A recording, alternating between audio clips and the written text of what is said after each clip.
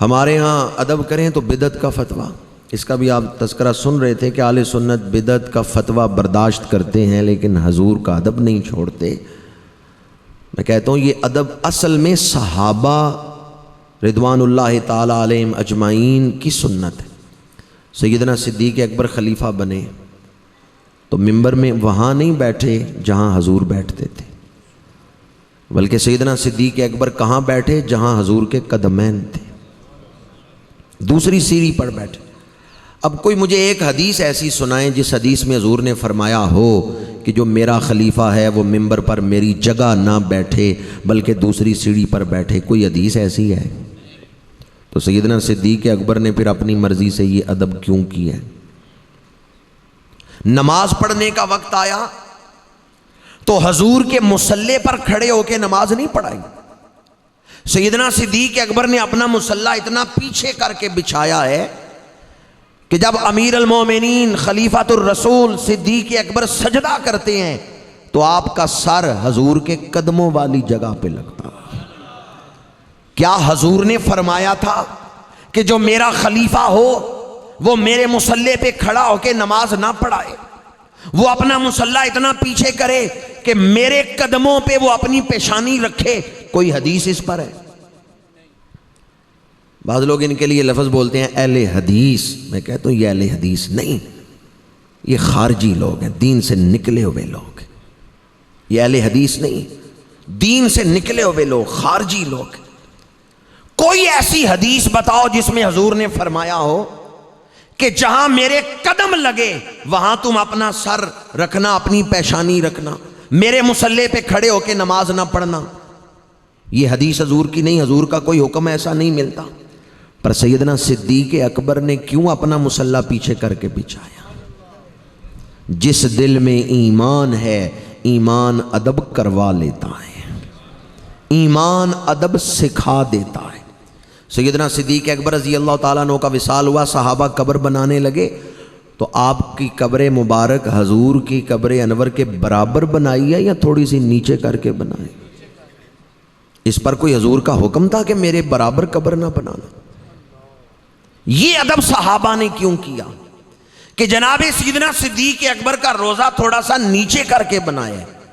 جس دل میں ایمان ہے ایمان ادب کروا لیتا ہے، ایمان ادب سکھا دیتا ہے۔ حضرت عبداللہ بن عباس رضی اللہ تعالیٰ عنہ ایک رات حجرہ نبوی میں حضور کے پاس رہے، تہجد کی نماز کا وقت آیا، حضور آخر شب اٹھے، جناب عبداللہ بن عباس کو بھی اٹھایا، نماز کے لیے تیاری کی، اپنے ساتھ کھڑا کر لیا، حضور نے نماز شروع کی۔ عبداللہ بن عباس کہتے ہیں میں پیچھے ہٹ گیا، تھوڑا سا پیچھے ہو کے نماز پڑھنے لگا۔ حضور نماز سے فارغ ہوئے تو آپ نے فرمایا عبداللہ بن عباس میں نے تجھے اپنے ساتھ کھڑا کیا تھا، تو پیچھے کیوں ہٹ گیا؟ یا رسول اللہ میں نے سوچا میں کس کے برابر کھڑا ہوں۔ حضور میں اس لیے پیچھے ہٹ گیا، حالانکہ یہ چچا زاد بھائی ہیں حضور کے، جناب عباس کے بیٹے۔ یا رسول اللہ میں پیچھے ہٹ گیا کہ میں کس کے برابر کھڑا ہوں۔ میرے آقا کا قلب اقدس خوش ہوا اور دعا مانگی، یا اللہ عبداللہ بن عباس کا سینہ دین کے علم کے لیے کھول دے، یا اللہ عبداللہ بن عباس کو دین کی سمجھ عطا فرما۔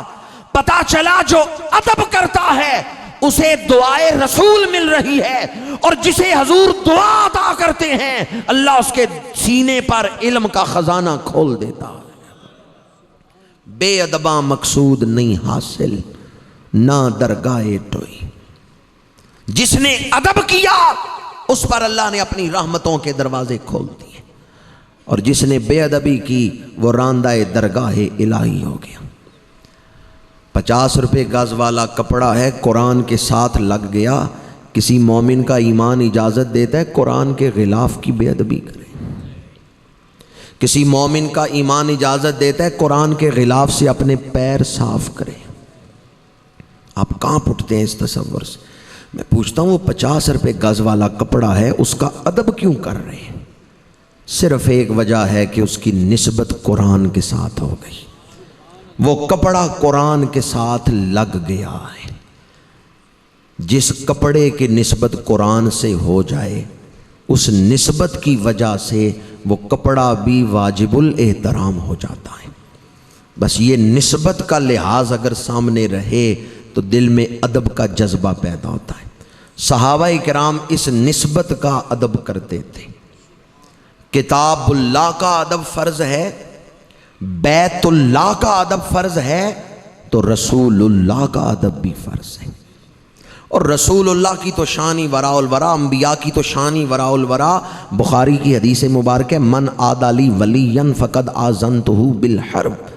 اللہ فرماتا ہے جس نے میرے ولی سے دشمنی کی میں اسے اعلان جنگ کرتا ہوں۔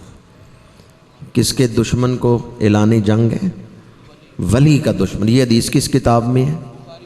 اگر آپ کو حوالے یاد ہوں تو کوئی آپ کو گمراہ نہ کر سکے۔ یہ بخاری شریف کی حدیث ہے، من عادی لی ولیا فقد آذنتہ بالحرب، جس نے میرے ولی سے دشمنی کی۔ حدیث قدسی ہے، اللہ تعالیٰ فرماتا ہے میں اسے اعلان جنگ کرتا ہوں۔ اگر ولی کا دشمن خدا کا دشمن ہے تو جو رسول کا دشمن ہو۔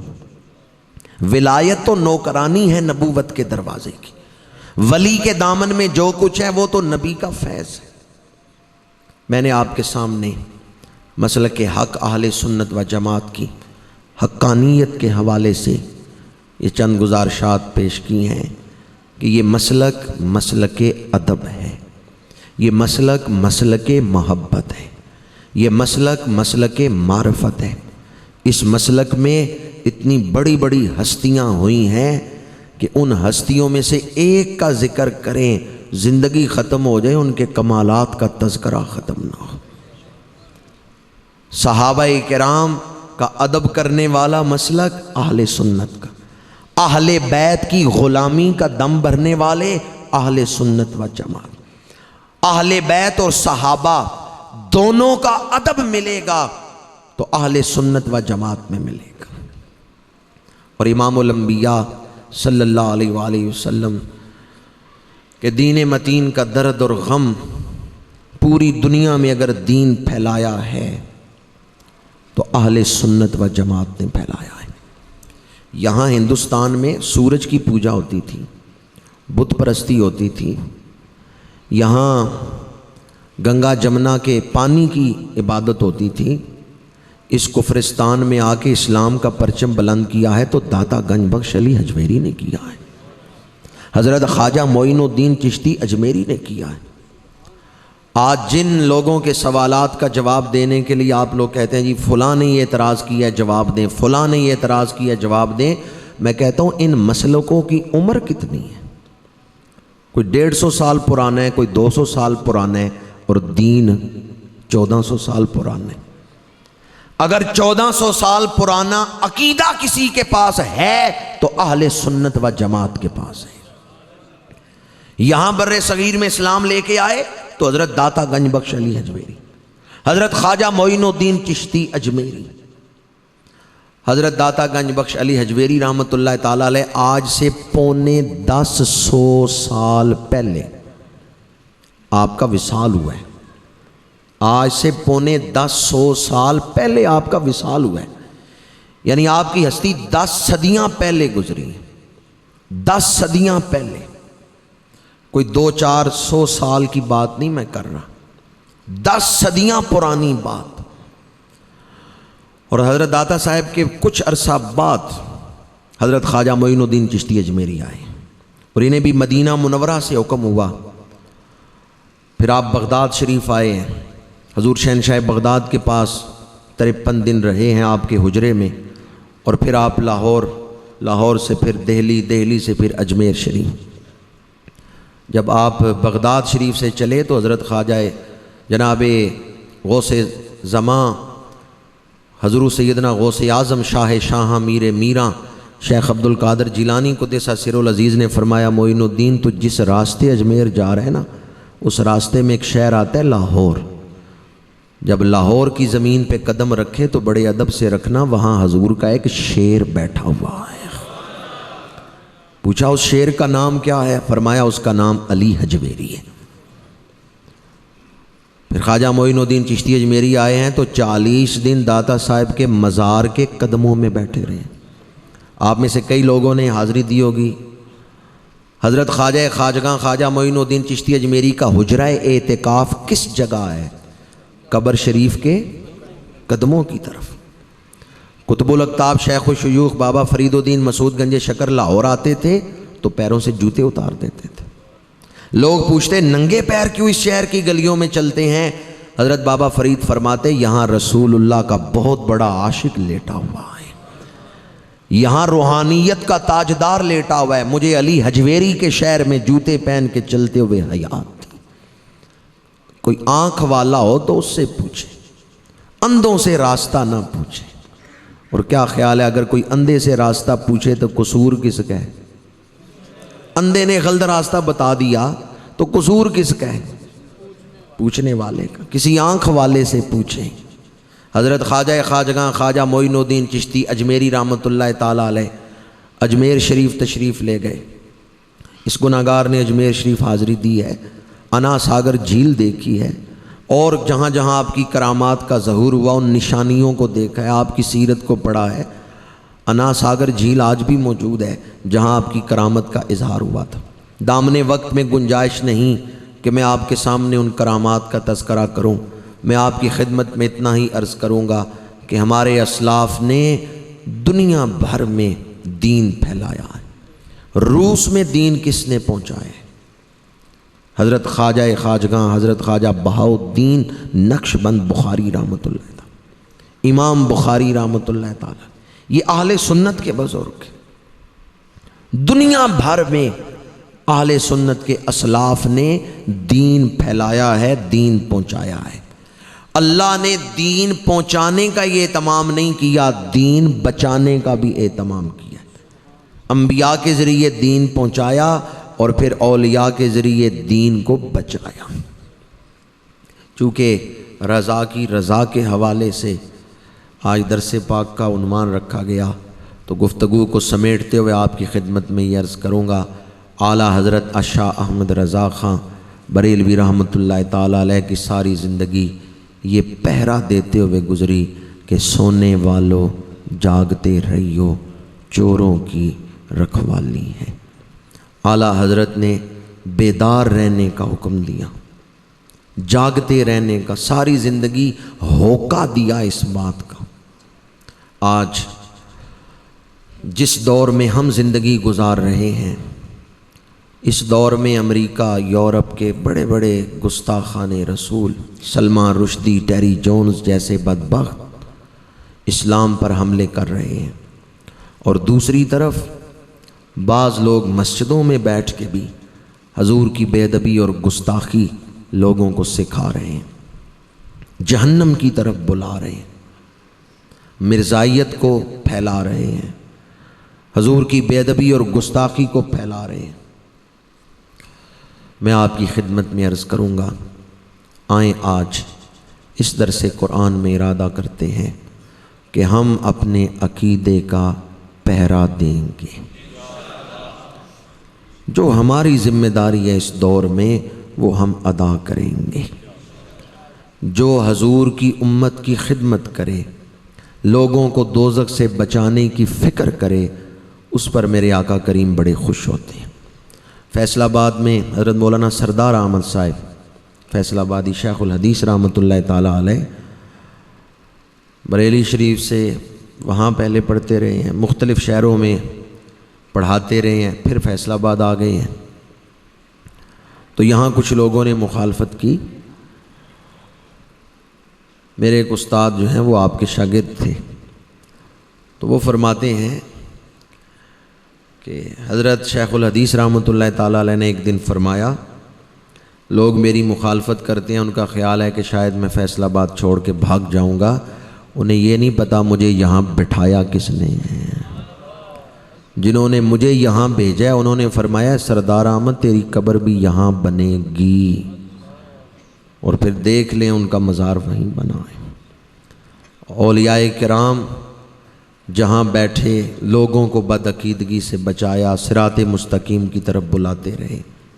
آج اس دور میں اس بات کی بڑی کمی ہے کہ ہمارے اندر وہ جذبہ نہیں، دوسروں کو بچانے کا جذبہ، دوسروں کو حق کی طرف بلانے کا جذبہ۔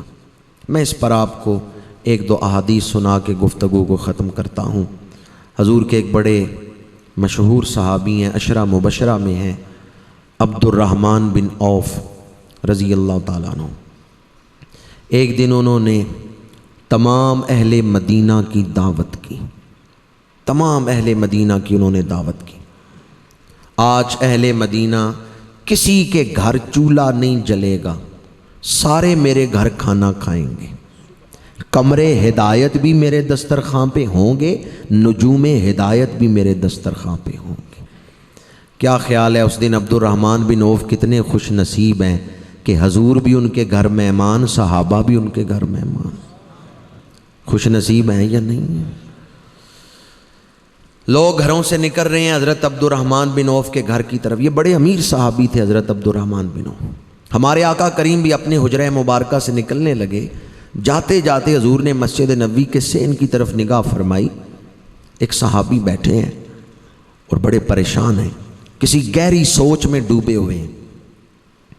حضور مسجد نبوی میں تشریف لے آئے اور فرمایا سارے لوگ تو عبد الرحمن بن عوف کے گھر کی طرف جا رہے ہیں، تو یہاں بیٹھا کیا سوچ رہے، کس فکر میں ہے؟ وہ صحابی عرض کرتے ہیں یا رسول اللہ صلی اللہ علیہ وسلم، میں آپ کا غلام ہوں، میں نے اسلام قبول کر لیا ہے، میں آپ کا صحابی بن چکا ہوں، پر میرے والدین ابھی تک کافر ہیں، میرے والدین نے اسلام قبول نہیں کیا۔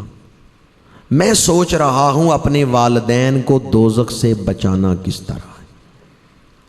حضور میں یہاں بیٹھا یہ فکر کر رہا ہوں کس طرح ماں باپ کو کلمہ پڑھاؤں، کس طرح انہیں حق کی طرف لاؤں، میں یہ سوچ رہا ہوں۔ ہمارے آقا کریم مسکرائے، فرمایا عبد الرحمن بن عوف سارے شہر مدینہ کی دعوت کر کے اس ثواب تک نہیں پہنچ سکا جس ثواب تک تم اس سوچ کے بدلے میں پہنچ گئے ہو۔ فرمایا جو ثواب تو نے اس سوچ کے بدلے حاصل کر لیا ہے، عبد الرحمن بن عوف سارے شہر کی دعوت کر کے بھی وہ ثواب نہیں حاصل کر سکے۔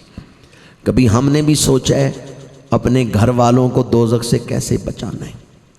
کو انفسکم و اہلیکم نارا، خود بھی آگ سے بچو، اپنے گھر والوں کو بھی آگ سے بچاؤ۔ اس ماہانہ درس قرآن و حدیث کا یہی مقصد ہے۔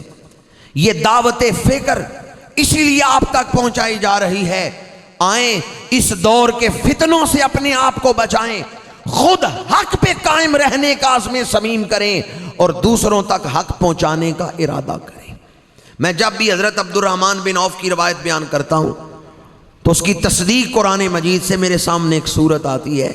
قرآن مجید کی 114 سورتوں میں سے ایک سورت کا نام ہے سورہ نمل، چیونٹی والی سورت، سورہ نمل۔ 93 آیتیں ہیں، 93 آیتیں، ایک آیت میں چیونٹی کا ذکر ہے، 92 آیتوں میں نہیں، ایک آیت میں۔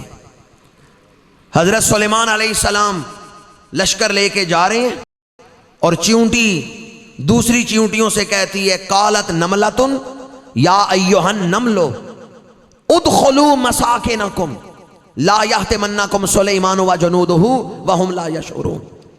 اے چیونٹیوں اپنے بلوں میں گھس جاؤ، کہیں لشکر سلیمان تمہیں اپنے پیروں کے نیچے نہ روند دے۔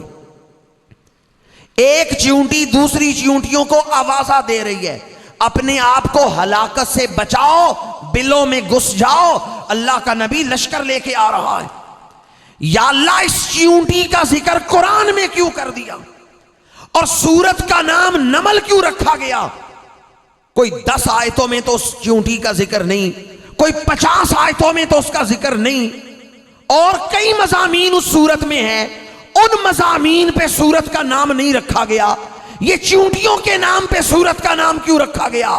جواب آتا ہے دنیا والوں، مفسرین نے یہ لکھا بارگاہ ذوالجلال سے اس چیونٹی کو مقبولیت کیا ملی ہے؟ جو چیونٹی دوسری چیونٹیوں کو ہلاکت سے بچانے کی فکر رکھتی ہے، اللہ اس کا ذکر اپنے کلام میں کر رہا ہے۔ جسے فکر ہے کہ میں دوسروں کو بچاؤں. اور اگلی آیت میں فَتَبَسَّمَ ضَاحِكًا مِّن قَوْلِهَا، اس کی بات سن کے حضرت سلیمان مسکرائے. نبی کہہ کے نہیں مارتے، نبی تبسم فرماتے. آپ مسکرائے. تفاسیر میں آتا ہے آپ نے اپنا ہاتھ بڑھایا، چیونٹی 3 میل دور تھی، روحانی تصرف سے آپ نے چیونٹی کو اٹھایا، اپنے ہاتھ پہ رکھ لیا. ہوا بھی آپ کا حکم مانتی تھی، جانوروں کی زبانیں آپ بولتے تھے. اس روحانی تصرف سے چیونٹی کو زبان پہ اپنے ہاتھ پہ رکھا اور چیونٹی سے فرمایا اے معمولی جانور، تجھے میرے آنے کا علم کیسے ہوا؟ تفاسیر میں آتا ہے وہ چیونٹی کہنے لگی حضور مجھے معمولی نہ کہیں. فرمایا تیرا جسم چھوٹا ہے، لوگوں کے پیروں میں رینگتی ہے، تجھے معمولی کیوں نہ کہوں؟ اس نے کہا حضور پہلے معمولی تھی، اب نہیں. فرمایا اب کیوں نہیں؟ کہتی ہے اب نبی کا ہاتھ چوم رہی ہوں، اب میں دستے پیغمبر میں ہوں، اب میں نبی کا ہاتھ چوم رہی ہوں، اب میں بڑی شان والی، اب میں بڑی عظمت والی ہوں. وہ وادی ہے چیونٹیوں کی، ہزاروں چیونٹیاں اس میں ہیں، پر کس چیونٹی نے نبی کا ہاتھ چوما ہے؟ کس چیونٹی کو یہ شان حاصل ہوئی کہ وہ دستے سلیمان چوم رہی ہے؟ اس وادی میں ہزاروں چیونٹیاں ہیں، پر جو چیونٹی دوسروں کو ہلاکت سے بچانے کے لیے آوازہ دیتی ہے، جو چیونٹی دوسروں کو بربادی سے بچانے کی فکر کرتی ہے، اللہ کا نبی اسے اپنے ہاتھ میں رکھتا ہے. جو چیونٹی دوسری چیونٹیوں کو بچائے وہ تو دستے سلیمان چومتی ہے، اور جو مومن امت مسلمہ کو دوزخ سے بچانے کی فکر کرتا ہے قیامت کے دن امام الانبیاء اس سے مصافحہ فرمائیں گے. جس کے دل میں یہ خواہش ہے کہ میں حضور کے گورے گورے ہاتھوں سے مصافحہ کروں، حضور کے ہاتھوں کا لمس حاصل کروں، جو یہ چاہتا ہے قیامت کے دن دستے پیغمبر کا بوسہ مجھے نصیب ہو، آئے آج حضور کی امت کو بچانے کی فکر کریں. یہ اس درس قرآن کی غرض و غایت ہے، مقصد ہے، اس کی دعوت ہے. آئیں خود دوزخ سے بچنے کی فکر کریں اور دوسروں کو دوزخ سے بچانے کی فکر کریں. اور کچھ نہیں، کم از کم اپنے گھر میں جتنے افراد رہتے ہیں ان کے عقیدے کی فکر کریں. شیطان کئی روپ بدل کے گھر میں پہنچ چکا ہے، نیٹ کے ذریعے، ٹیلی ویژن کے ذریعے. آپ اپنے گھر میں کم از کم سوموار والے دن رات عشاء کے بعد تمام گھر والوں کو بٹھا کے زیادہ وقت نہیں، 313 دفعہ ہی درود شریف پڑھا لیں. 10 منٹ لگیں گے، سارے گھر والے بیٹھ کے پڑھ لیں. 15 منٹ لگیں گے. ہفتے میں ایک دن تمام گھر والے بیٹھ کے درود شریف پڑھنا شروع کریں، پھر دیکھیں گھر میں برکتیں کتنی ہوتی ہیں. میری بہنوں کو، بیٹیوں کو کہیں آٹا گوندیں تو بسم اللہ پڑھ کے جب تک آٹا گوندتی رہیں، درود شریف پڑھتی رہیں، دیکھیں اللہ رزق میں کیسی برکت عطا فرماتا ہے. ان چھوٹے چھوٹے وظائف کی طرف ہماری توجہ نہیں. اگست کا مہینہ ہم نے بڑا یوم پاکستان منایا، پر ہم غیر مسلموں کے ابھی تک غلام ہیں، زین ابھی تک غلام ہیں، اور جو دین حق کا ہمارے اوپر قرض ہے اس کی طرف ہمارا دھیان نہیں. آئیں خود دوزخ سے بچنے کی فکر کریں، دوسروں کو دوزخ سے بچانے کی فکر کریں. کی محمد سے وفا تو نے تو ہم تیرے ہیں، یہ جہاں چیز ہے کیا لوح و قلم تیرے ہیں. اہل سنت کی حقانیت پر یوں تو ہزاروں دلائل ہیں. قرآن مجید میں، احادیث میں علماء نے دلائل ثابت کرنے میں کوئی کمی نہیں چھوڑی. کتابیں، تقاریر، تدریس، کوئی کمی نہیں چھوڑی علمی میدان میں اہل سنت کی حقانیت کو ثابت کرنے کے لیے. پر ایک اللہ کا کرم یہ ہے، ہر دور میں اس نے ایسے لوگ پیدا کیے ہیں جنہوں نے اہل سنت کی حقانیت کو دیکھا، قبول کیا اور پھر اس کا اعلان کیا. آج ایک ایسے ہی جوان ہمارے درمیان تشریف لائے، مولانا زیغم عباس صاحب، اور آپ نے خود ان کی زبان سے سنا ہے کہ میں نے دعا مانگی، یا اللہ میرے اوپر صراط مستقیم روشن کر دے. اور پھر خواب میں مجھے جو اشارہ ہوا وہ اہل سنت و جماعت کا مسلک اختیار کرنے کا اشارہ ہوا۔ یہ اللہ کی ایک دلیل ہے اللہ کی طرف سے کہ اس نے ہر دور میں ایسے لوگ پیدا فرمائے ہیں جنہوں نے جو اغیار کے پاس رہے، لیکن جب انہوں نے حق کو دیکھا، حق کو محسوس کیا، پھر حق کو تسلیم کیا، ہر دور میں اللہ تعالیٰ نے ایسے لوگ پیدا فرمائے۔ میں انہی الفاظ پر گفتگو ختم کرتا ہوں۔ رات کا وقت ہے، اندھیرا ہے، کسی کو شک نہیں کہ یہ رات کا وقت ہے، ذرہ برابر شک نہیں۔ اسی طرح ہم کو ذرہ برابر شک نہیں کہ مسلک سچا ہے تو اہل سنت کا مسلک ہی سچا ہے۔ اللہ تعالیٰ اسی پر ہمیں قائم رکھے، قوت عشق سے ہر پست کو بالا کر دے، دہر میں اسم محمد سے اجالا کر دے، وما علینا الا البلاغ المبین۔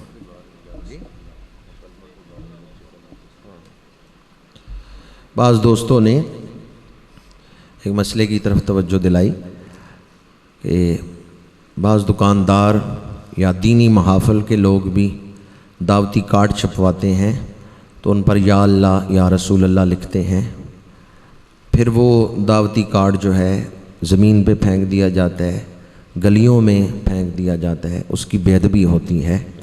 تو میں آپ کی خدمت میں عرض کروں گا، آپ وزٹنگ کارڈ چھپوائیں یا دعوتی کارڈ چھپوائیں تو اس پر مضمون جو ہے وہ صرف اس دعوت کے حوالے سے ہی ہو، پاکیزہ اسماء اس پر نہ لکھیں، اللہ تعالیٰ کا نام، حضور پاک کا نام، تاکہ کہیں اس کی بے ادبی نہ ہو۔ ادب کا خیال رکھیں، خود ادب کریں۔ اگر اخبار کا کوئی کاغذ آپ کو گلی میں پڑا ہوا ملتا ہے جس پر درود شریف لکھا ہے، آیت لکھی ہے یا اس کا ترجمہ لکھا ہوا ہے، تو اس کاغذ کو اٹھا کے ادب والی جگہ پہ بلندی پہ رکھیں۔ حضرت بشر حافی شراب کے نشے میں آ رہے تھے، لیکن دیکھا نالی میں ایک کاغذ پڑا ہے جس پہ لکھا ہے بسم اللہ الرحمن الرحیم۔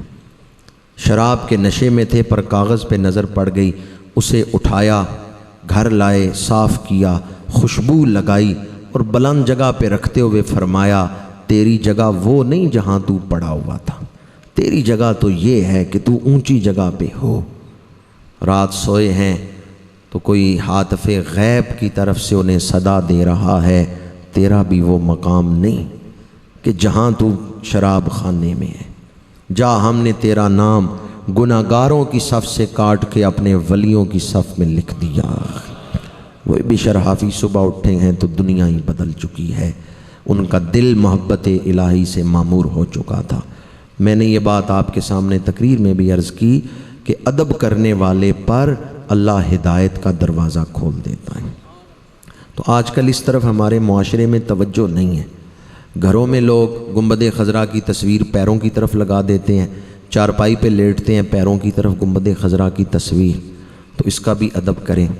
بعض شہروں میں نے دیکھا ہے کہ نوجوانوں نے تنظیمیں بنا رکھی ہیں، ہمارے گجرات شہر میں بھی ہے، منگووال میں بھی ہے، اور ایک دو جگہ میرے علم میں ہے کہ دوستوں نے، نوجوانوں نے تنظیمیں بنا رکھی ہیں، جمعے والے دن یا جس دن ان کو کام سے چھٹی ہوتی ہے، کوئی ایک دن انہوں نے ہفتے میں مقرر کیا ہے، وہ تھیلے بستے ڈال لیتے ہیں، نکل جاتے ہیں شہر میں، گلیوں میں پھرتے ہیں، دیکھتے ہیں کہیں کوئی پاکیزہ کاغذ ملتا ہے، اسے اٹھا کے ڈال لیں، اس تھیلے میں ڈال لیتے ہیں، پاکیزہ کاغذ اکٹھے کرتے ہیں۔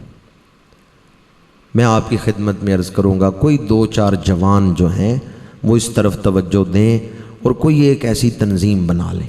آپ کے شہر میں ویسے تو کئی تنظیمیں بنی ہوں گی جو محفلیں کروا رہی ہیں، مسجدوں کے نظام چلا رہی ہیں، پر کوئی دو چار جوان مقدس کاغذات کے ادب کے لیے ایک تنظیم بنائیں، جس کا مقصد یہ ہو کہ وہ چھٹی والے دن، چاہے 15 دن کے بعد، چاہے مہینے کے بعد، لیکن اس طرف وہ لوگوں کی توجہ بھی دلائیں، مختلف دیواروں پہ چاکنگ کر دیں کہ مقدس کاغذات کا ادب کریں، یا ڈبے لگوا دیں کہ جو مقدس کاغذات ہیں ڈبوں میں ڈالیں، وہ جوان پھر ان ڈبوں سے نکال کے بوریوں میں ڈال کے دریا برد کر دیں۔ اس طرح ان کا کام آسان ہو جائے گا اگر مختلف گلیوں میں وہ ڈبے لگا دیں۔